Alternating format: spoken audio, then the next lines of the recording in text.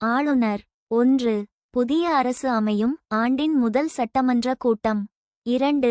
விதி 153 ஆளுநரை பற்றி குறிப்பிடுகிறது. 3. விதி 154 ஆளுநர் ஆட்சி அதிகாரம். 4. விதி 155 ஆளுநர் நியமனம். 5. விதி 156 ஆளுநர் பதவிக்காலம். 6. விதி 157 ஆளுநர் தகுதி. 7. விதி 161 மன்னிப்பு அதிகாரம். 8.